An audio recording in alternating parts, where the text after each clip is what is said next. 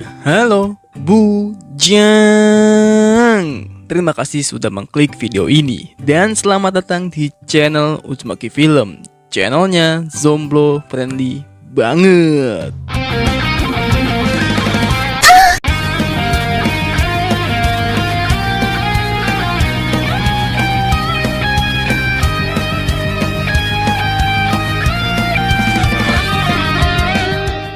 Kali ini, Uzumaki Film bakal meringkas anime yaitu anime Yusa Party wo Tusaiho Stareta Beast-Tamer yang dirilis pada tahun 2022.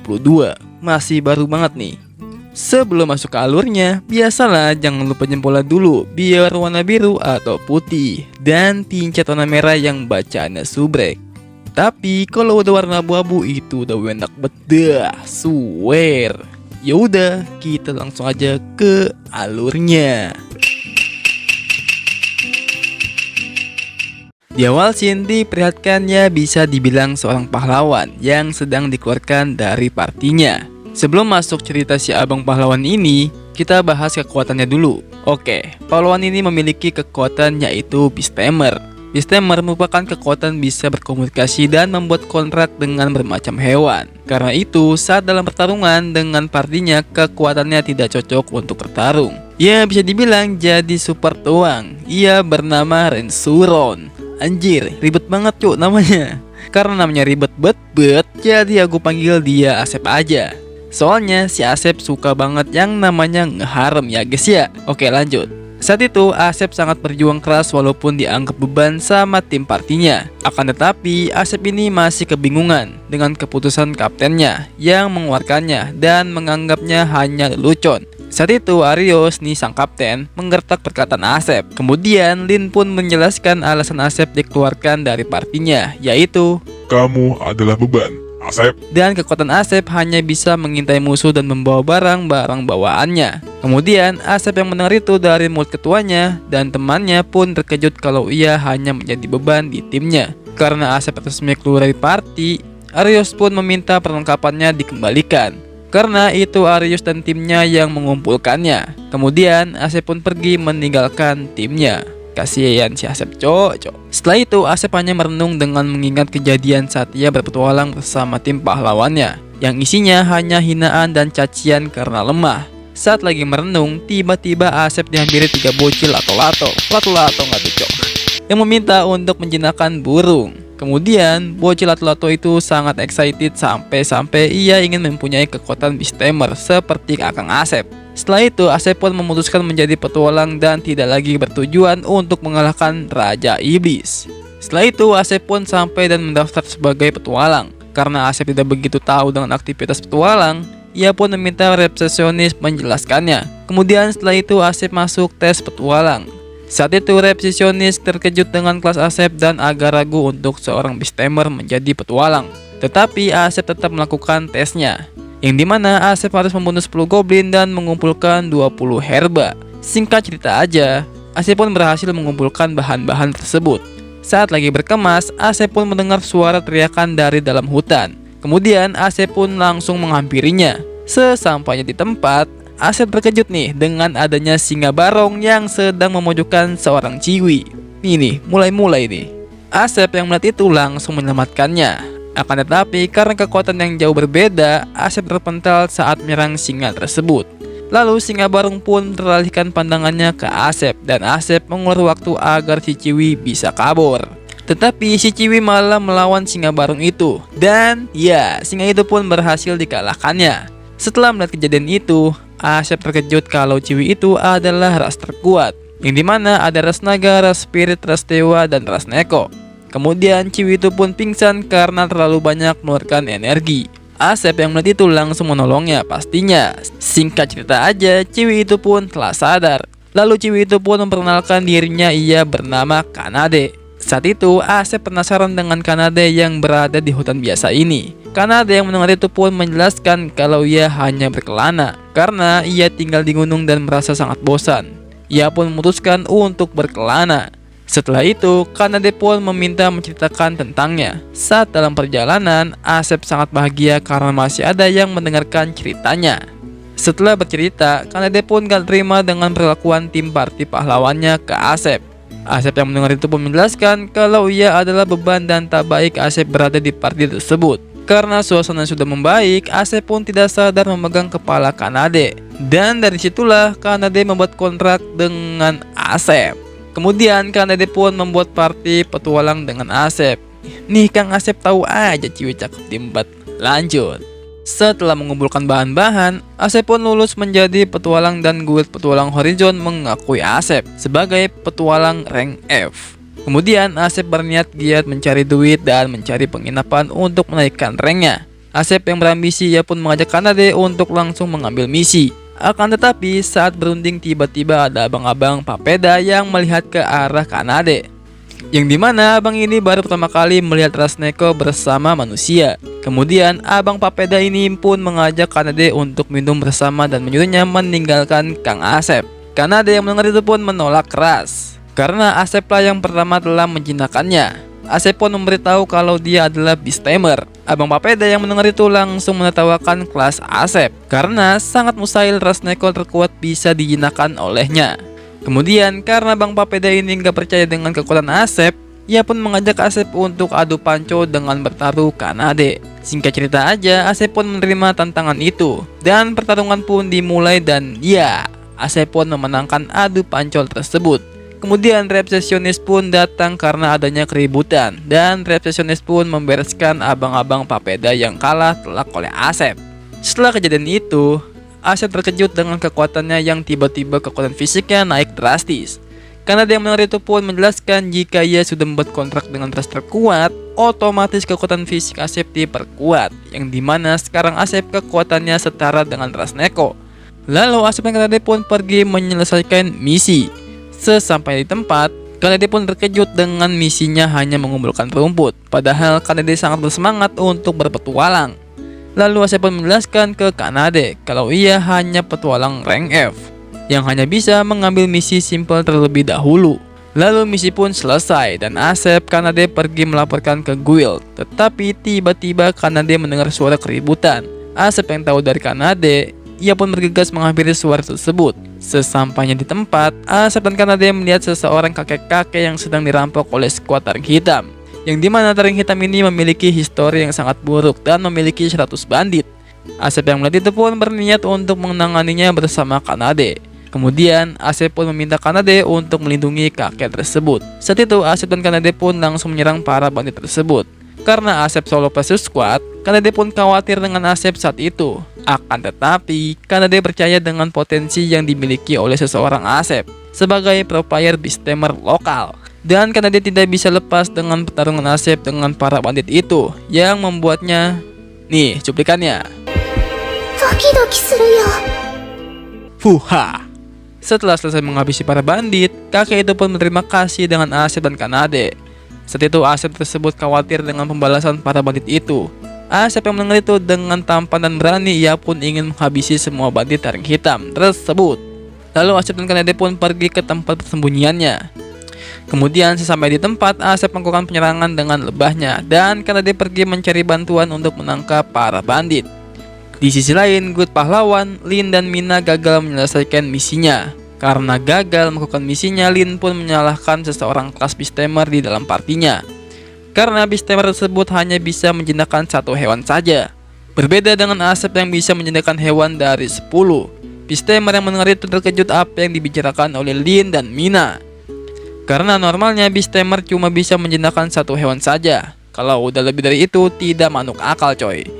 Lin yang mendengar itu pun tidak mempercayai omongan tersebut. Karena party pahlawan gagal dalam misi, Lin pun menyuruh Beast-Tamer tersebut menerima misi gagal itu sendiri. Scene pun balik lagi nih, yang dimana Asep berhasil melumpuhkan semua para bandit dan menangkapnya. Singkat cerita, tiba-tiba ada monster yang dipelihara oleh para bandit itu, yaitu King Lizard. Karena kekuatan yang sangat berbeda, Asep dan Kanade pun berhasil mengalahkannya dan kembali selamat. Asep pun berterima kasih atas bantuan dari kekuatan Kanade. Kemudian setelah Asep dan Kanade berhasil mengalahkan skuad taring hitam, Asep dan Kanade pun dipanggil ke guild petualang. Karena ia mendapatkan apresiasi dan ranknya pun naik dipromosikan ke E. Lalu mereka berdua pun merayakan atas keberhasilannya. Saat itu Asep juga menyewa penginapan, tetapi tersisa satu kamar. Mau gak mau ya Kang Asep pun menerimanya, ya walaupun sekamar sama Kanade.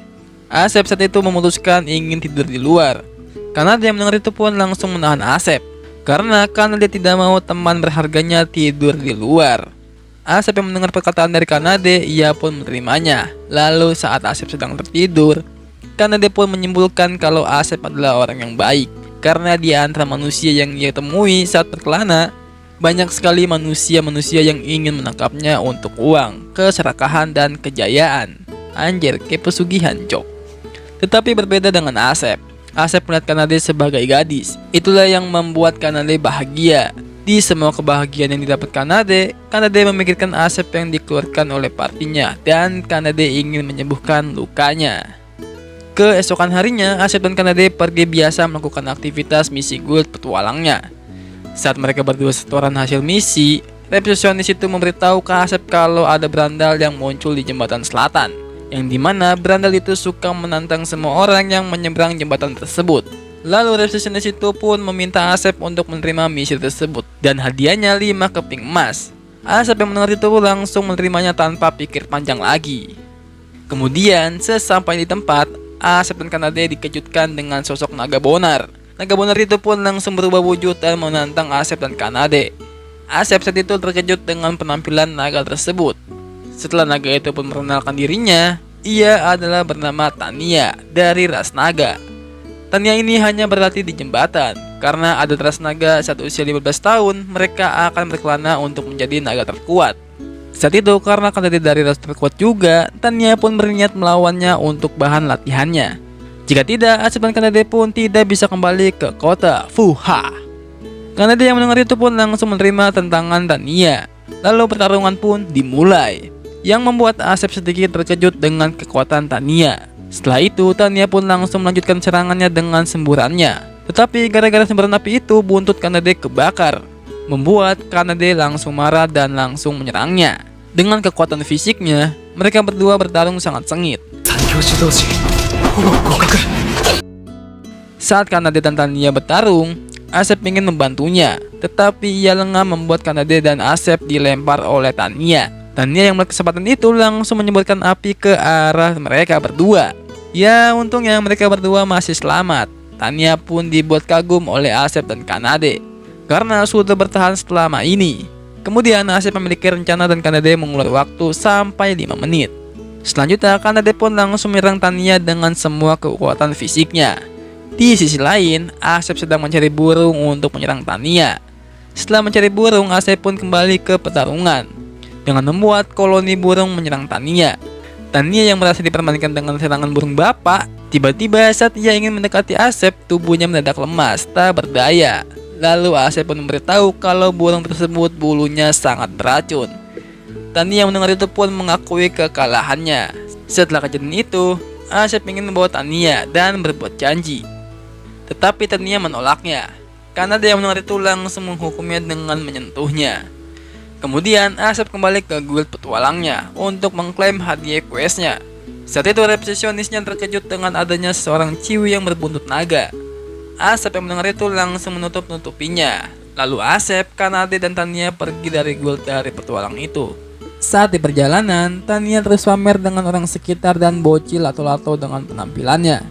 Setelah itu, Asep meminta Tania untuk menjauh dari kota, agar penduduk kota tidak terganggu lagi dengan keberadaannya.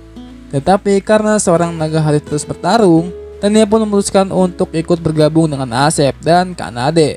Asep dan Kanade pun terkejut mendengarnya, dan alasan Tania bergabung dengan Asep, ia bisa menjadi bahan pelatihannya, dan selebihnya Tania menyukai Asep. Kanade yang mendengar itu pun cemburu. Fuha. Setelah itu karena Kanade menjalin kontrak dengan Asep, Tania pun meminta Asep untuk menjalin kontrak dengannya juga. Dan ya, Asep pun menjalin kontrak dengan Tania. Wedus bet Asep selalu hoki anjir. Di sisi lain, party pahlawan seminggu di hutan larangan terus gagal karena sudah tidak ada lagi yang membawakan persediaan. Karena banyak keluhan, Aryosun berniat mengajak Asep untuk kembali ke partinya. Di kos-kosan, Kanade dan Tania bertengkar memperebutkan posisi tidur di dekat Kang Asep. Keesokan paginya, Asep dan partinya melakukan misi seperti biasanya, yaitu membunuh slime. Saat itu Kanade sangat kesulitan melawan slime dengan kekuatan fisiknya. Kemudian mereka pun mencari slime lagi, tetapi di tempat tersebut slime-nya sudah habis. Lalu Asep pun berniat mencari slime dengan merasuki tubuh burung. Setelah merasuki, Kanade dan Tania pun terkejut dengan Asep yang berbicara dengan tubuh yang berbeda. Singkat cerita, Asep pun menemukan tempat para slime bersembunyi. Saat Tania meminta Asep untuk menggunakan sihir apinya untuk mengalahkan slime tersebut, Asep saat itu tidak begitu percaya diri dengan kekuatan sihirnya. Akan tetapi, saat Asep menggunakan sihirnya, ia pun terkejut dengan daya yang sangat kuat. Ya, ini seperti biasa karena Asep sudah menjalin kontrak dengan Tania. Otomatis kekuatannya pun meningkat. Kemudian Asep pun berlatih sihir untuk menjadi lebih kuat. Setelah selesai, mereka bertiga pun menukarkan hasil buruannya ke Serikat dan Tania Kanade disegani oleh masyarakat kerajaan. Lalu malam pun tiba. Kanade dan Tania dan Asep merayakan keberhasilannya dengan mukbang di warteg. Setelah mereka makan, Kanade dan Tania saat itu ingin mengenal Asep lebih dekat. Asep yang mendengar itu pun menceritakan asal muasalnya yang dimana Asep dilahirkan dengan kedua orang tuanya adalah Beastamer. Sejak masih kecil, si Asep ini sudah giat belajar menjinakkan hewan. Tapi tempat tinggal si Asep ini sudah tidak ada. Tania Kanade yang mendengar itu pun langsung merasakan tidak enak meminta Asep untuk bercerita masa lalunya. Tetapi Asep percaya dengan Kanade dan Tania adalah rekannya. Asep pun saat itu melanjutkan ceritanya. Pada saat itu, kedua orang tuanya sangatlah sibuk. Dan Asep seperti biasa latihan di pinggiran desa sendirian. Saat matahari terbenam, Asep melihat tempat tinggal seperti ada kobaran api. Asep yang melihat itu pun langsung menghampiri tempat itu. Sesampainya di tempat, Asep terkejut tempat tinggalnya diserang oleh monster, membuat semua orang meningsoi semua. Hanya tersisa Asep sendiri. Sejak kejadian itu, Asep bekerja di penginapan dan bekerja dengan keras. Sesampainya setengah tahun, Asep pun bertemu dengan party Arios, yang kebetulan party tersebut sedang mencari anggota. Asep yang polos, ia pun menerimanya tanpa berpikir dua kali. Akan tetapi, saat Asep sudah memasuki party tersebut, Asep hanyalah sebuah kacung untuk membawa benda-benda para pahlawan tersebut. Kemudian Asep pun meminta maaf ke Tania dan Kanade kalau masa lalunya sangatlah kelam. Kanade yang mendengar itu pun menyemangati Asep, karena Asep sebenarnya sangatlah kuat dan Asep juga telah menolong Kanade dari serangan singa barong. Tania yang mendengar itu pun sepakat dengan Kanade. Kemudian suasana pun menjadi ceria kembali. Keesokan paginya, Asep dan partinya menjalani misi mengalahkan Orc. Tania saat itu terlalu meremehkan kekuatan Orc karena Tania merasa dari ras naga. Lalu Tania pun mengalahkan Orc dengan ekornya. Setelah mengalahkan itu, Tania terjatuh karena kakinya digenggam oleh Orc. Tania yang panik, ia pun melepaskan api ke arah muka Orc tersebut dan matoy. Akan tetapi tiba-tiba ada Orc yang ingin menghantam Tania dari arah belakang. Ya, untungnya ada Asep yang menahan serangan tersebut, membuat tangan Asep terluka. Setelah itu, Asep, Kanade dan Tania pergi ke guild untuk menukarkan hasil buruannya. Habis menukarkan buruan, saat itu Kanade murung karena Tania sedang ingin menyendiri. Di sisi lain, Tania sedang galau merana. Lalu ia pun dihampiri oleh bocil lato-lato yang mengetahui kalau Tania sedang sakit. Tania malah meng-flashback saat Tania tidak mendengarkan perkataan Om Asep. Tak berselang lama, Asep pun menghampiri Tania. Tania yang melihat itu pun meminta maaf kepada Asep karena sudah meremehkan musuhnya. Si Asep yang gagah dan berani, ia pun mengelus kepala Tania. Dan Kanade pun menghampiri Tania juga karena khawatir dengannya. Setelah kejadian itu, mereka bertiga pun kembali ke kos-kosannya. Lalu saat Asep dan Tania Kanade sudah tertidur, Tania pun memperhatikan Asep dari ranjangnya dan mulai menyukai Asep. Keesokan pagi harinya, Asep bertemu dengan party lamanya. Asep yang melihat itu pun tidak ingin berurusan dengan tim lamanya. Kemudian Arios berpura-pura menyesal atas keluarnya Asep di partinya. Tetapi Tania dan Kanade tidak tinggal diam, membuat si Arios terkejut dengan keberadaannya. Kanade yang melihatnya terkejut, ia pun menjelaskan kalau mereka rekannya Asep. Kemudian karena Asep gak mau ngobrol lebih lama dengan Arios pun meminta Asep memberitahukan tempat hutan sesat. Karena tim Arios sangat kesulitan mencari hutan tersebut yang selalu berubah-ubah. Dan disitulah Arios meminta Asep untuk menaklukkan hutan itu. Asep yang masih gak terima diusir dari party yang lama, Asep pun menolak tawaran dari Arios. Saat ingin pergi, Asep pun dihentikan lagi oleh Mina kalau tugas ini untuk menyelamatkan dunia. Karena di dalam hutan sesat tersebut ada sebuah artefak yang bisa mengalahkan Raja Iblis. Dan jika Raja Iblis tidak berhasil dikalahkan, dunia akan penuh dengan monster. Asep yang mendengar itu pun meng-flashback kejadian di kampung halamannya. Tetapi ia sangat sulit untuk mengambil keputusan itu. Dan ya, Asep pun menerima tawaran Arios. Akan tetapi Tani dan Kanade menghentikan parti pahlawan tersebut dan meminta Arios untuk meminta maaf kepada Asep. Tania pun meminta semua anggota pahlawan untuk bersujud kepada Lord Asep. Arios yang mendengar itu pun terkejut dan tidak terima seorang pahlawan sujud kepada Kroco seperti Asep. Lalu Arios meminta Asep untuk mengikat kedua peliharaannya. Asep yang mendengar itu pun langsung memukul Arios, membuat anggota parti pahlawan terkejut melihatnya. Kemudian karena keadaan semakin memanas, Arios meminta parti pahlawan melawan parti petualang. Asep pun yang mendengar itu pun langsung menerimanya. Di sini Kanade melawan Agat, Tania melawan Lin dan Mina. Di sisi Asep melawan Arios. Oh iya, di bagian ini aku persingkat aja karena lumayan lama bor. Saat itu pertarungan dimulai. Kanade menyerang Agat dengan setengah kekuatannya, membuat Agat langsung dikalahkan oleh Kanade. Dan di sisi Tania terus mengagalkan rapalan sihir Lin dan Mina, membuat Lin dan Mina kalah telak oleh Tania dengan menggunakan kekuatan ilusi. Lalu berpindah ke pertarungan Asep, yang dimana Asep terus menghindar dari serangan Arios. Saat Asep menemukan celah, ia pun berhasil melukai Arios dengan tangannya. Saat itu Asep memberitahu kekuatan Beast Tamer yang sesungguhnya kepada Arios, yang dimana Asep mendapatkan semua kekuatan itu dari kontrak dengan Kanade dan Tania. Singkat cerita aja, saat Arios ingin menyerang dengan Chidori miliknya, tiba-tiba badan Arios terhenti, yang ternyata Asep telah menyuntikkan racun pelumpuh dari hewan yang dijinakannya. Asep yang masih sangat marah karena telah menghina Kanade dan Tania, Asep pun langsung mengakhiri pertarungannya. Kanade pun dan Tania pun balik ke pawangnya. Oke, sampai di sini dulu. Makasih banyak banget nih bagi kalian yang sudah nonton sampai habis. Sebelum itu, aku ingin kasih tahu juga nih, jika kalian suka dengan animenya, nanti aku akan upload lanjutan episode terbarunya nanti. Oke, segitu aja penjelasan dari Watashi. Jangan lupa like kalau kalian suka. Kalau nggak suka ya di dislike aja, nggak apa-apa. Dan subscribe channel ini kalau bisa nyalakan loncengnya biar tahu kalau aku upload video baru. Plus, makin semangat bikin kontennya. Sampai jumpa di next video dan sayonara, bujang. Bentar. Jangan lupa share ke teman kalian juga biar nambah rame nih channelnya. Oke, dadah.